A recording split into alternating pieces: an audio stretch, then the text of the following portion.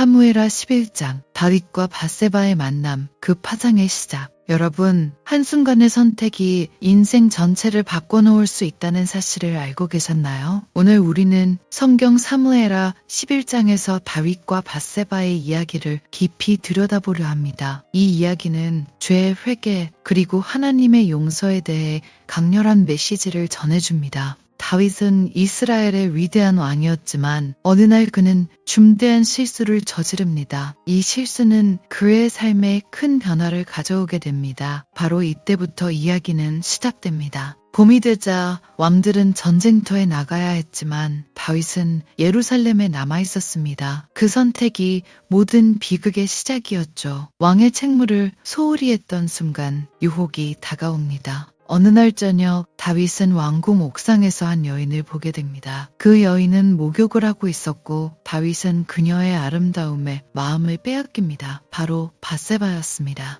다윗은 곧 신하를 보내 그녀가 누구인지 알아보게 합니다. 신하는 그녀가 엘리암의 딸이자 우리아의 아내임을 알려줍니다. 그럼에도 불구하고 다윗은 자신의 욕망을 멈추지 않습니다. 다윗은 밧세바를 왕궁으로 데려오게 합니다. 결국 그들은 함께 밤을 보내고 밧세바는 임신하게 됩니다. 이제 다윗은 자신의 죄를 감추기 위해 더 큰 잘못을 저지르게 됩니다. 밧세바가 임신했다는 소식을 들은 다윗은 곧장 우리아를 전쟁터에서 불러옵니다. 그는 우리아가 집으로 돌아가 아내와 시간을 보내기를 기대합니다. 그래야만 임신 사실을 감출 수 있기 때문이었습니다. 하지만 우리아는 전우들이 전쟁터에서 고생하고 있는 상황에서 집으로 들어가지 않습니다. 그는 충성심이 강한 군인이었습니다. 다윗의 계획은 어긋나기 시작합니다. 다윗은 두 번째로 우리아를 불러 술을 마시게 하며 집에 가라고 하지만 우리아는 다시 한번 왕궁문에서 잠을 잡니다. 다윗의 마음은 점점 조급해집니다. 여기서부터 다윗의 죄는 더 깊어집니다. 결국 다윗은 우리아를 전쟁터로 다시 보냅니다. 그리고 장군 요압에게 편지를 써서 우리아를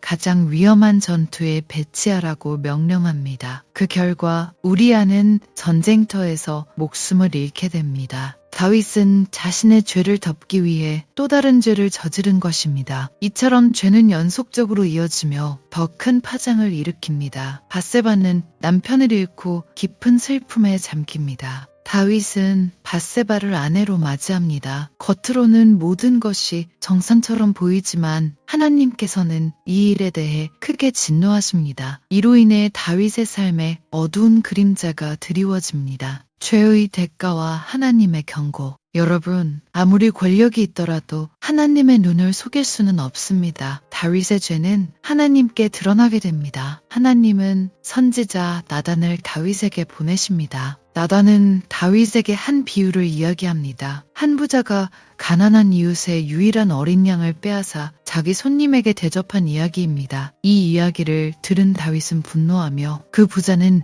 마땅히 벌을 받아야 한다고 말합니다. 그 순간 나단은 다윗에게 충격적인 말을 합니다. 바로 그 부자가 다윗 자신임을 지적합니다. 다윗의 죄가 드러난 순간이었습니다. 나단은 다윗에게 하나님께서 그의 죄를 보셨음을 분명히 말합니다. 다윗은 밧세바를 빼앗고 우리아를 죽였다는 사실이 하나님 앞에 모두 드러난 것입니다. 이 경고는 다윗의 마음을 무겁게 짓눌렀습니다. 하나님께서는 다윗의 집에 칼이 떠나지 않을 것이라고 선언하십니다. 죄의 대가는 반드시 따른다는 사실을 알려주십니다. 하지만 여기서 끝이 아니었습니다. 다윗과 밧세바 사이에 태어난 아이는 병에 걸립니다. 다윗은 밤낮으로 금식하며 하나님께 간구하지만 아이는 결국 죽고 맙니다. 이 고통은 다윗에게 큰 교훈을 남깁니다. 회개와 하나님의 용서의 의미. 여러분, 죄를 짓고 나서 가장 중요한 것은 회개입니다. 다윗은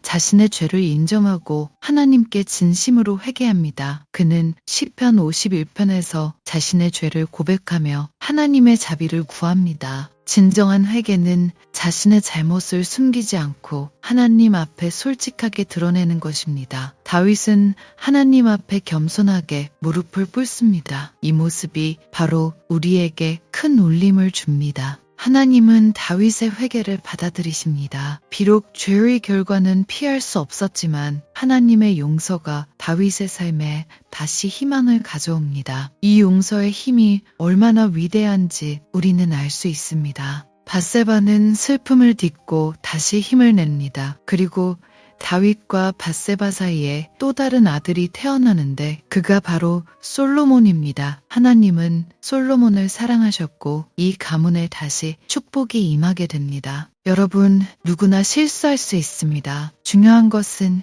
그 실수 이후에 어떻게 행동하느냐입니다. 다윗처럼 진심으로 회개하면 하나님께서는 언제나 용서하실 준비가 되어 계십니다. 오늘날 우리에게 주는 메시지, 이 이야기는 단순히 과거의 사건이 아닙니다. 오늘을 살아가는 우리에게도 깊은 교훈을 줍니다. 권력이나 위치에 상관없이 우리는 모두 하나님의 시선을 의식해야 합니다. 죄는 처음엔 작은 유혹에서 시작되지만 점점 더 커질 수 있습니다. 한 번의 실수가 또 다른 실수를 부르고 결국 인생 전체를 흔들 수도 있습니다. 그래서 늘 경계하는 마음이 필요합니다. 하지만 우리에게는 희망이 있습니다. 바로 회개와 용서의 길이 열려 있다는 사실입니다. 다윗의 삶을 통해 우리는 그 길을 분명히 볼 수 있습니다. 하나님은 우리의 중심을 보십니다. 겉으로 드러나는 행동보다 마음의 진실함을 원하십니다. 그래서 진정으로 회개하는 자를 하나님은 절대 외면하지 않으십니다. 여러분, 혹시 지금 마음에 죄책감이 있거나 잘못을 저질러 후회하고 계신가요? 그렇다면 다윗처럼 용기를 내어 하나님께 나아가 보세요. 하나님은 우리의 회개를 기쁘게 받으십니다.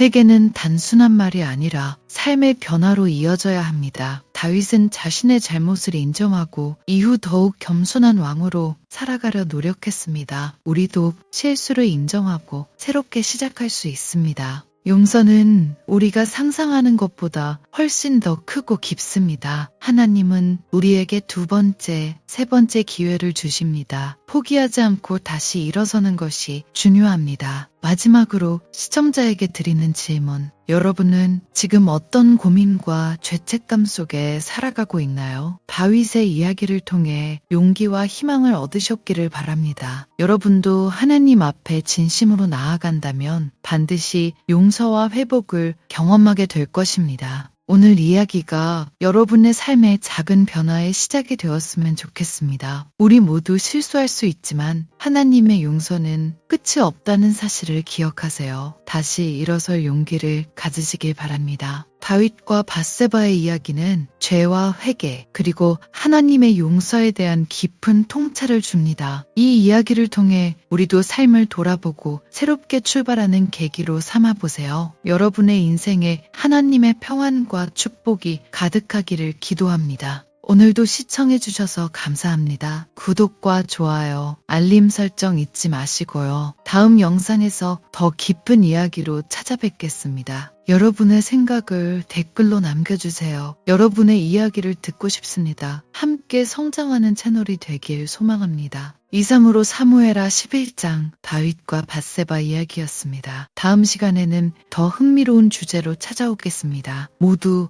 건강하고 행복한 하루 보내세요.